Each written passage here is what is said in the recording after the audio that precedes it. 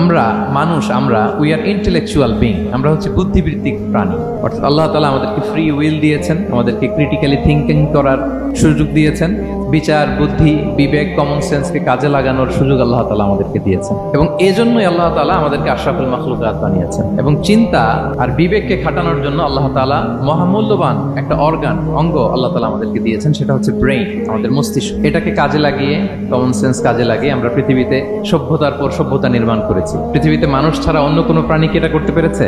এবং আপনি শুনলে অবাক হবেন, আমাদের এই যে ছোট্ট ব্রেইনটা, খুব বেশি না কিন্তু ওজন, একটা প্রাপ্তবয়স্ক মানুষের human brain on an average 3 pounds, মানে 1.5 কেজি। এই 1.5 কেজি ওজনের ব্রেইন দিয়ে আমরা পৃথিবীতে এই সভ্যতাগুলো বিনির্মাণ করেছি। আমাদের এই ব্রেইনের মেমোরি ক্যাপাসিটি, মেমোরি স্টোরেজ অনেক বেশি। বিজ্ঞানীরা গবেষণা করে ওনারা জানিয়েছেন যে আমাদের হিউম্যান ব্রেইনের মেমোরি হচ্ছে 2.5 পেটাবাইটস। আপনারা মেগাবাইটের নাম শুনেছেন, গিগাবাইটের নাম শুনেছেন, পেটাবাইট হয়তো অনেকে শুনেন না। পেটাবাইট আরো অনেক বেশি, অনেক বড়। তো 1 পেটাবাইটে হয় 1 মিলিয়ন গিগাবাইট। তার মানে আমার আর আপনার যে হিউম্যান ব্রেইন, এই ব্রেইনের ক্যাপাসিটি হচ্ছে 25 লক্ষ গিগাবাইট। সুবহানাল্লাহ, এত আসতে।